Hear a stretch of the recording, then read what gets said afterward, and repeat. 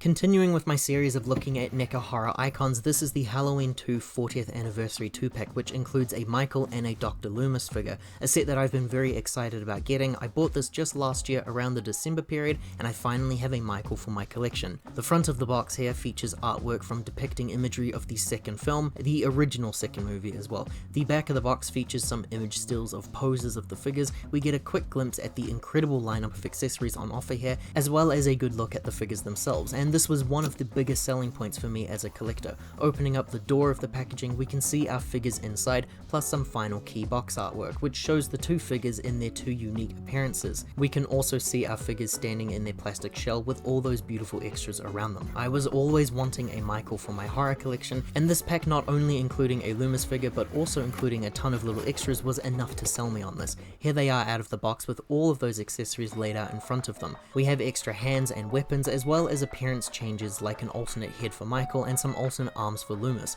Michael feels great to hold in person and definitely lives up to my expectations. I really like the rained on effect that his clothes give off here, which is similar to the Jason Voorhees figure I've got as well.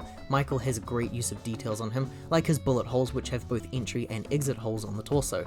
His torso is also made of a rubber-like material, which contrasts to the rest of the plastic that's been used for his skin, a design choice that I always appreciate when it comes to NECA toys. Michael's articulation is decent enough for this kind of a figure. We've got movements in his head for side to side, but he can't really look down or up all that well. His arms can move outwards to around halfway mark here, and we have rotates here as well. He has double bends in his elbows, but he can't bend it too much here. There's also some movements and bends available in the hand because of all the extra choices that we have for his hands. The same movements can be found on the other arm entirely. Michael doesn't appear to have any hip movements of any kind, but he can also move his legs up and down, and some minor rotates here, as well as bends in the knee and rotates here also for the feet movements. It's decent stuff for a stocky guy like this. Standing test, he's very easy. I had no difficulties personally. Now, Looney Loomis is also another standout figure for my collection. I absolutely adore that jacket, which uses the same rubber-like material that Michael had, and the harder plastic for his suit is used underneath. It gives that texture difference again, and that's something that I love to see in action figures. I've mentioned before how NECA can be very hit or miss when it comes to face likenesses, but I think this has to be one of the better actor likenesses I've ever seen on any toy brand's figure. That Donald Pleasance look to me is 1-to-1, and I'm really thrilled by that. The detailing on his jacket is also completely packed with attention. There's some crease lines and some stitching. It all comes together really nicely. Loomis and his articulation is also decent, like Michael. We've got head movements here, and the same arm movements can be seen on him as well, allowing bends and rotates upwards and downwards. Loomis just has one bend in his elbow though, but it feels like he manages to reach the same bend height as Michael does. He also has bends and movements in the wrist here as well, and the same movements can be said for the other arm entirely. Loomis actually does have movements in his hips, a bit more obvious than Michael's. I do have some bends and some rotates here, which is good to see, though there's something up with my one because his left leg is very easy to remove from the figure, so I'll have to show off the movements using the other leg. It does end up messing with his poses for me though.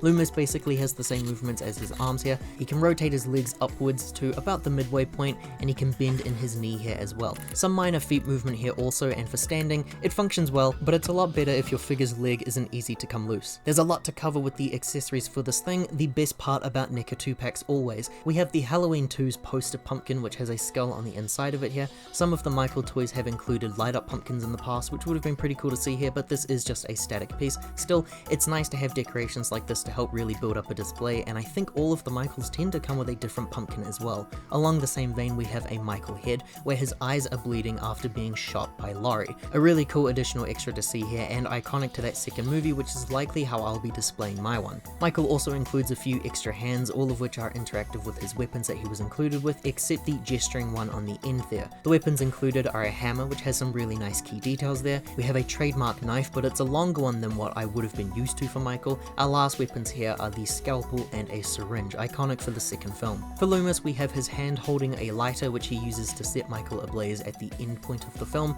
Loomis also has two revolvers, one being his personal one and the other being the one that I think Laurie uses to shoot Michael. They are different, but only when you're looking up close. It's very easy to tell those differences. From afar, they kind of just look the same, but one's a bit thinner than the other one. The last accessory for Loomis here are his changeable arms, which allows you to have him without his jacket, a really great final inclusion.